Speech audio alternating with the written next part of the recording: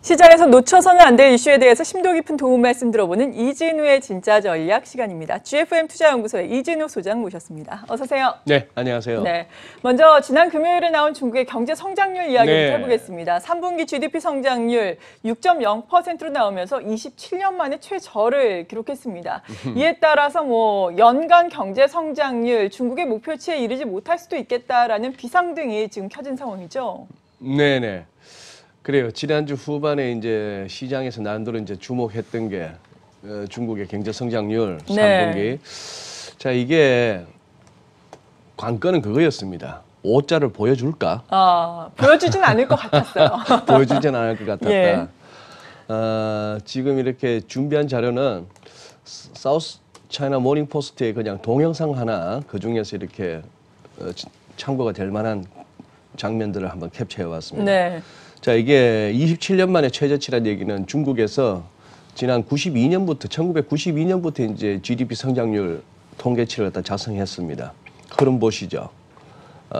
지금 과거에 14%입니다. 여기 Y축에 12%. 자, 이런 상황에 2000년 접어들어서부터 참 금융위기 이전까지 놀라운 성장을 보였었고, 그렇죠. 금융위기 당시에 그 충격은 중국도 피할 수 없었습니다만 그 이후에 또 금융위기를 갖다가 또 이렇게 양적 완화와 같은 통화 정책 외에도 실물 부분에서 이렇게 회복하는 데는 또 중국의 역할도 컸었는데, 자, 이게 이제 6%까지 왔다는 것이죠. 이런 게 나오네요. 페이스 1 딜, 1단계 협상. 여기서 저는 자꾸 그런 생각이 듭니다. 네. 앞만 봐도 트럼프 대통령이 굉장히 고마워하는 표정이라는 것은 저는 개인적으로 그 느낌을 지울 수가 없고요. 그 다음에 또 이렇게 나오는 화면들 중에 이게 어떤 중국의 모습 아닌가 싶었는데요.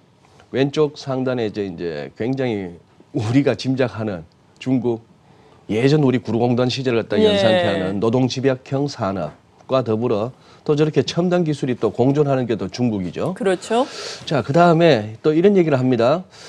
트럼프 대통령은 말하기를 어쨌거나 시진핑 주석을 만나야 사인한다. 이런 식으로 얘기를 했는데. 그렇죠. 그래서 결국은 이제 11월 16, 17 칠레에서 에이펙 아시아 태평양 이제 정상회담이 열리는 그 부분을 주목합니다. 그때까지 이제 실무 협상이 이루어지겠죠. 네. 그런 상황인데, 자, 여기서 결국은 상하이 지수 한번 보시죠. 상하이 지수 보시면 제가 중요한 날짜마다 이렇게 화살표를 해놨는데요. 네. 자, 금년 들어서 1월부터 해서 잘 올라갑니다. 잘 올라가다가 5월달 4월 중순부터 좀 이렇게 꺾이다가 5월 달에 뚝 이렇게 갭다운이 나왔던 이유. 이거 아시다시피 5월 5일 날 일요일 날 나왔던 트럼프 대통령의 트윗. 그래서 우리가 2019년에 상당히 중요했던 날 중에 하나가 5월 5일입니다. 그리고 10월 11일 네. 1단계 협상. 그때 나왔던 얘기가 이거였죠. 2천억 달러에 대해서 그동안에 10% 때려왔는데 그 10%가 다가오는 금요일부터는 25%가 될 거야. 그리고 나서는 3,250억 달러 남아있는 것도 곧 관세를 갖다가 부과할 텐데 25% 정도 관세율을 부과할 거야. 이렇게 해서 완전 분노할 때입니다. 트럼프 대통령이. 그렇게 했었고. 자, 그 다음에 또 이렇게 그럭저럭 버티던 장이 이렇게 또 한번 갭이 나오는 이때가 8월 2일인데 중국 현지 시간으로. 그때는 또 왜 그랬느냐. 이 8월 1일에 이 트윗. 이때 5월 달에 예고했던 3,250억 달러가 결국 8월 1일 날 트윗에서 3,250억이 3,000억 달러로 되고 애초 얘기했던 25%가 아닌 10%로 줄긴 했습니다만 거기에 대해서 이 표현 보세요. Small additional tariff입니다. 조금 더 추가할게. 네. 이런 표현을 썼는데, 자, 이때도 결국 충격이었다는 얘기죠. 8월 1일 날 상하이 지수에서 그렇죠. 보시다시피. 그다음 수차 말씀드렸습니다만 곧 8월 13일 날 그중에 한 1,600억 달러 주요 소비재는 크리스마스 쇼핑 시즌에 충격을 줄까봐 12월 15일까지 연기한다 했던 이 부분에서부터 트럼프 대통령이 조금 스텝 꼬였다. 저는 이런 말씀을 드렸는데, 자, 그때 이후 이러고 나서 그 다음에 이 부분 지난 10월 11일이 금요일이기 때문에 그 다음 날 월요일 날 10월 14일 날 중국 상하이 지수도 일종의 갭업으로 출발은 했습니다만 윗골이 달리고 그 다음 주르륵 미끄러지는 상황이라서 의외로 이 1단계 협상이 중국 지수 증시에 그렇게 뭐 폭발적으로 작용하지는 않았다 하는 걸 갖다 확인하실 수가 있죠. 네. 그런 그런 상황입니다. 그래서 지금 이제 여기서 이제 뭐 보여드릴 건 다 보여드렸고 결국은 궁금했던 거는 이거죠. 뭐냐 하면은 저기 만약에 시장에서는 혹시나 이런 생각을 해본 겁니다. 네. 뭐 리컨창 총리가 연초에 전인대에서 금년에는 6에서 6.5%라고 제시를 했는데 자 이제 여기서 6%까지 왔으면 이제 하단에 왔습니다. 그렇죠. 혹시나 이 생각을 해봤던 거예요. 5.9를 갖다 슬쩍 한번 제시해 보는 겁니다. 네. 뭐 중국 GDP 성장률이 6인지 5.9인지는 아무도 모릅니다. 그렇죠. 발표하는 중국도 잘 모를게요. 예. 6%라는 숫자를 만들어내려고 그 이렇게 안에 세부 숫자 머리 좀 썼을 겁니다. 고민 좀 했을 거고. 그래서 5.9라는 그 상징적인 의미, 6%가 깨졌다 했을 때 누가 충격을 받을까요? 미국 증시도 빠지겠죠. 미국 증시도 빠지면서 그래서 오히려 요즘처럼 주가 흐름에 예민할 수밖에 없는 트럼프 대통령 입장에서는 내가 하도 이렇게 중국을 압박했더니만 중국 성장률이 떨어지고 그게 네. 우리 증시에 악영향을 주네? 좀 더 살살할까? 라는 쪽으로 이렇게 유도할란가 했는데 그 정도 배짱은 안 되네요. 네. 그 정도 배짱도 안 될 뿐더러 아마 대외적인 체면이나 어떤 6%가 깨진다는 그게 이제 그것일 겁니다. 중국의 학자들 가운데서도 지금 뭐 2%도 성장이다. 뭐 이런 얘기까지도 나올 정도니까 6%뭐 그렇게 지켰다 안 지켰다 중요한 건 아닌데 그래도 중국만한 저 규모에서 남들 지금 아까 오프닝에서 말씀하셨잖아요. 네. 뭐 현대경제연구소 보고가 미국 한 2% 성장으로 연착륙할 것 같다. 2%면 선방인데 6%면 믿어준다면은 네. 괜찮은 거죠. 그렇군요. 네. 그래도 문제는 또 미중 간의 무역 분쟁, 특히나 네. 미국의 관세 보복 조치가 중국의 GDP 성장률에 향후에도 악영향을 지속적으로 미칠 수 그럴 수밖에 있다라는 없죠. 부분 아니겠습니까? 맞아요. 네. 일단 4분기에도 악영향을 미치면서 연간 목표 성장률 6.5%를 이뤄낼 것인가, 그리고 내년에는 어떨 것인가가 관건인데 네. 1단계 무역 협정이 이루어졌다고는 하지만 실제적으로 세부적인 내용은 아직 안 나왔잖아요. 네. 다음 달에 있을 에이펙에서의 두 정상의 만남에서 이러한 부분이 공개될 수 있을 것이다. 상당 부분 진전을 이룰 것이다. 라는 이야기가 나오고 있는데 네. 그 부분에 대한 가능성은 어느 정도나 높다고 보세요? 일단 나오고 있는 분위기는 괜찮죠? 예, 분위기는 괜찮고 양쪽 다 이제 이걸 갖다가 일종의 뭐 동아줄 잡듯이 예, 붙들고 있어야 됩니다. 판이 깨진다는 인식을 갖다가 주는 거는 양쪽 다 뭐 바라지 않는 것 같고요. 예. 그런 상황이라서 계속해서 추이를 봐야겠죠. 이제 실무 협상 어떤 식으로 진행될 것인지. 근데 요즘 트럼프 대통령 머리가 많이 복잡할 것 같습니다. 뭐 중국 문제만 집중하기에는 여러 가지 지금 뭐 은근히 그 탄핵 관련한 의회에서의 조사 과정에서 트럼프 대통령의 심기가 불편할 만도 하네요. 전직 현직 할 것 없이 미국 관료들이 고위공직자들 특히 외교관들이 굉장히 분노하는 분위기. 네. 이건 아니다 하는 차원에서 정은 때 이렇게 서는 이런 모습들도 그렇고 시리아 철군 관련해서도 굉장히 공화당 내부에서도 미치 맥코넬 상원 대표가 이렇게 나오는 것은 굉장히 어떤 공화당 내에서도 좀 잘못하고 있다 하는 부분에 대한 이런 것들이 신경이 많이 쓰이겠죠. 그러다가 너 바보짓 하지 마라, 너 터프하게 굴지 마라 이렇게 또 뭡니까? 그야말로 미국 언론에서 얘기했다시피 야 이게 장문 수준이 문장 흐름이 이거는 초등학교의 장문 같다. 트럼프 대통령의 트위터요? 아니 트위터보다도 저 에르도안 대통령한테 보냈다는 친서.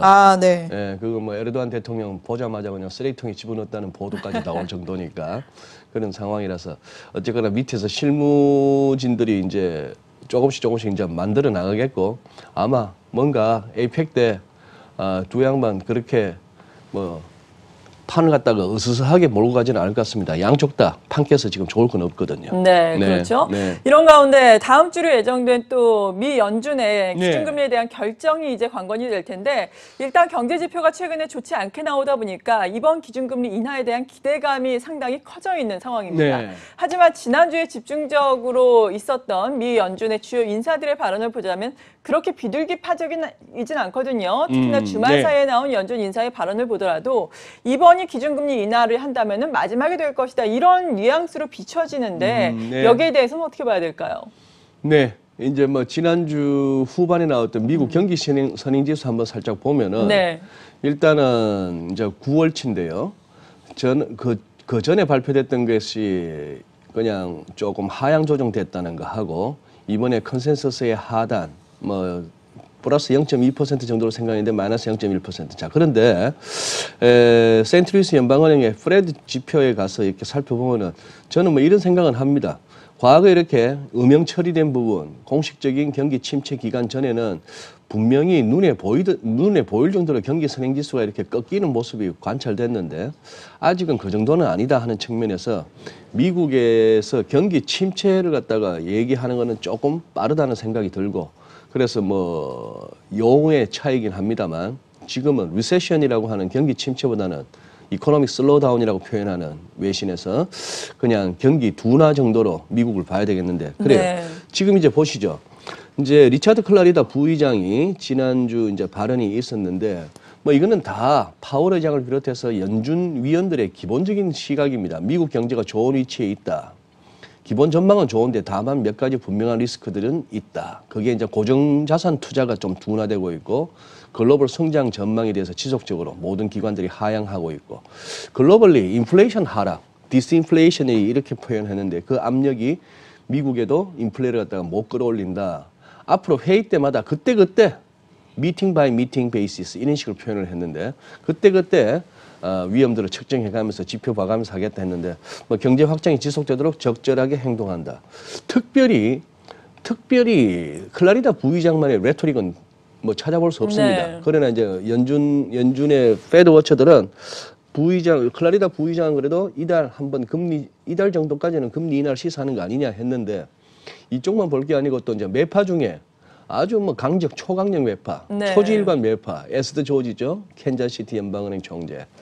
지금 이제 핵심은 이겁니다. 뭐 위에 글로벌 모니터 나오는 제목도 이렇게 썼는데 11년째 지금 경기가 팽창했는데 빚을 더 내라고 뭐 이런 의미다 하는 얘기죠. 현 경기 사이클 국면에서 금융 안정과 관련해서 의도하지 않은 효과를 상쇄할 수 있는 연준의 능력은 제한되어 있다. 요약하자면은 이렇게 자꾸 돈 풀고 완화적으로 가다가 혹시나 시장이 좀 버블로 치달아서 자빠지는 경우에는 그때는 별로 대응할 방법이 없는 것다.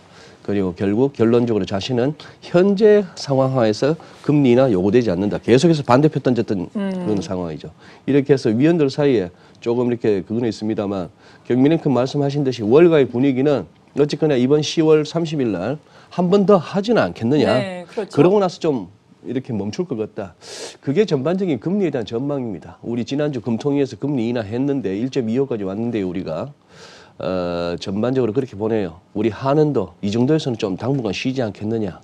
연준 한 번 더 내려주면은 그렇게 되면 우리 1.25 저쪽은 이제 1.75 50bp 정도의 차이 뭐 리즈너블하게 그렇게 좀 가지 않을까 싶습니다. 네. 네. 이런 가운데 앞서 말씀드린 것처럼 이번 주에는 특히나 미국도 그렇고 우리도 그렇고 3분기 실적에 초점이 맞춰질 전망입니다. S&P 500 기업들 가운데서 뭐 100여십 개 기업들이 또 이번 주에 실적을 발표를 하게 됩니다. 중요한 기업들 참 많습니다. 아마존이라든지 뭐 MS, 인텔 등 많은 기업들이 실적을 발표하게 되는데 지난주까지의 3분기 실적을 보자면은 예상보다는 상당히 선전을 했어요. 네. 이번 주에도 좀 기대감을 가져도 되겠습니까? 예, 일단 월가 애널리스트들이 아주 지혜롭게 네. 예상치를 갖다가 적당히 낮춰요. 아, 예. 적당히 낮춰서 예상치를 내놓고 그렇게 나오면은 실적 예상보다 좋다 하는 차원에서 또 주가가 좀 강한 모습을 보이고 했는데 오늘은 다우지수를 한번 살펴보시죠. 네. 다우지수를 살펴보시면은 저 나름대로 이렇게 우상향하고 있는 애초에 첫 저점을 연결했던 이 점선으로 나와 있는 추세선 계속해서 이렇게 또 중요한 역할을 합니다. 올라오다 보면 또 막히고 하는 상황이고 이제 그러면 여기서 지난번 이때 이날 지금 이 커스 이날이 이제 10월 11일이었는데 그 이후 조금 이렇게 현재로서는 원위치했다는 느낌이죠. 네, 원위치했다는 그러네요. 느낌이고 그렇다면 이제 결국은 그 다음에 이선이 또 이제 그 다음 지지선 역할을 하지 않겠는가 하는 생각을 해보는데 조금 현재처럼 추세가 있다기보다도 어느 정도 조금 상단에 가면 막히고 하단에 오면 또 반등이 나오고 하는 장에서는 이럴 때 이제 잘 통하는 지표가 스타캐스틱입니다. 스타캐스틱은 약간 위에서 꺾이는 모습이기도 하고 거래 부진하고 하는 양상은 마찬가지인데 계속해서 이거죠. 큰 그림으로 보면은 미국 3대 지수는 다 똑같습니다.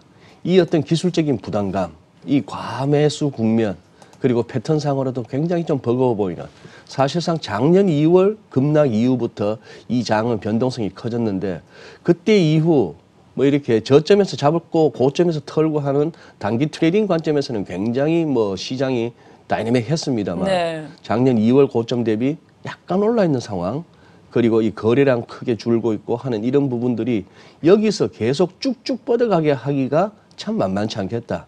현 레벨을 유지하기도 쉽지는 않겠다는 생각은 계속 듭니다. 그런 상황이고, 애플이 재밌죠. 애플이 월간 차트를 모처럼 살펴보니까 전고점을 열어버렸습니다. 전고점을 열었습니다만 여기서 이제 쫓아가면서 계속 기술적으로 접근하는 분들은 쫓아가면서도 엉덩이는 조금 이렇게 빠져있는, 언제든지 돌아설 준비를 해야 된다는 것은 이런 어떤 기술적인 시그널들이죠. 그런 상황이라서 미국 증시 뭐 지금 이제 실적으로 조금 접근해야 되지 않을까 싶고, 트럼프 대통령 발 노이즈는 그렇게 이번 주는 좀 잠잠할 것 같습니다.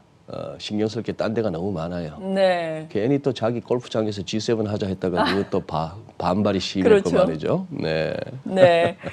이런 가운데 우리 외환 시장의 동향도 알아보면 좋을 텐데 지난주에 네. 외환 시장의 변동성이 상당히 크게 나왔습니다. 크게 달러화에 대한 나왔습니다. 원화 환율이 네. 어느새 네. 1181원까지 내려간 상황인데 이것을 비롯해서 다른 뭐 외환들은 어떻게 움직이고 있는지 궁금해요. 네.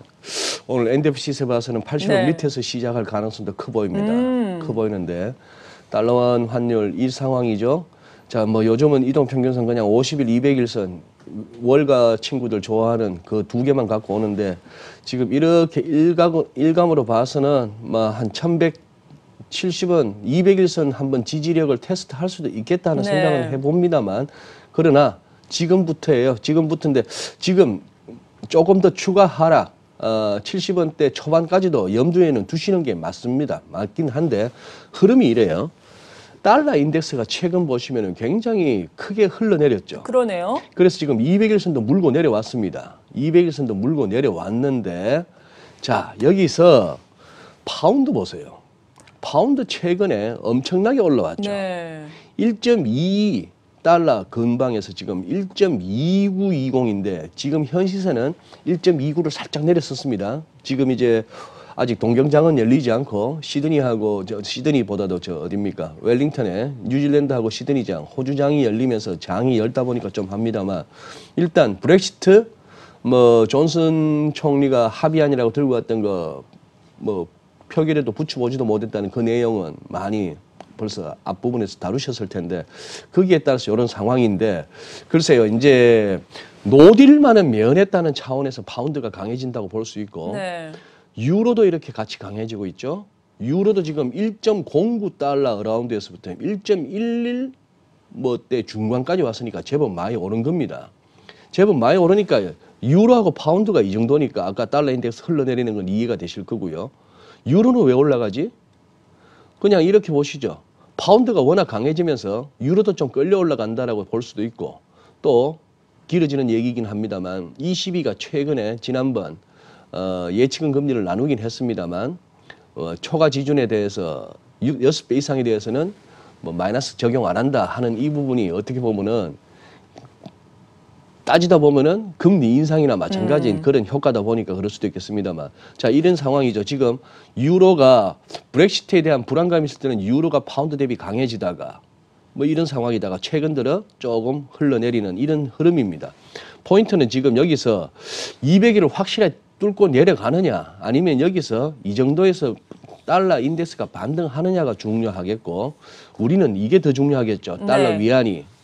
위안 환율이 중요합니다만, 우선 여기서 아직 7.08이기 때문에 7위안에 깨지려면 아직 여유가 많습니다. 그 전에 이 추세선 지지력 테스트가 먼저 있겠구나 하겠습니다만, 그래요. 뭐 지금 중국 민은행이 고시 환율 갖고 미국을 자극할 상황도 아니고 이런 상황인데, 조금 더 환율은 좀 더 떨어질 가능성은 염두에 두셔야 될 것 같습니다. 그렇다고 완전히 하락 추세로의 전환을 갖다가 외치기에는 좀 이르다. 확인할 게 많다는 생각이고요. 그러다 보니까 이겁니다. 환율이 확실하게 하락으로 접어선다면은 이 200일선도 결국은 열려야 될 텐데 우리 코스피요. 환율 부분이 그거하고 지난 주말 또 이제 미국 장 빠졌는데 오늘 어느 정도 할까? 그런데 한 가지 분명한 거는 한두 달 전만 해도 미국 1% 빠지면 우리가 1.5% 빠졌는데 지금은 미국보다는 상대적으로 조금 견조한 흐름 아닐까? 아마 제일 큰 이유는 우리가 앞서 많이 빠졌기 때문에 이런 정도로 생각합니다. 삼성전자도 여전히 관건입니다. 뭐 5만 원 안착, 지난주만 해도 5만 원대 안착, 5만 원 안착이라고 했는데 지금 벌써 또 5만 원 갖고 또 한 번 더 지지력을 테스트 해봐야 되는 그런 레벨이잖아요. 네. 그렇게 지금 보셔야 되겠습니다. 쉽게 말해서 100일선 내지는 50일선 그리고 위로 200일선 그 사이에서 조금 갇혀드는 그런 흐름 같습니다. 모든 시장이. 네, 네. 그렇군요. 이렇게 시장의 대내외적인 변수들 살펴보면서 우리 시장에 대한 전망까지 들어봤습니다. 이진우의 진짜 전략 GFM 투자연구소의 이진우 소장이었습니다. 고맙습니다. 네, 감사합니다.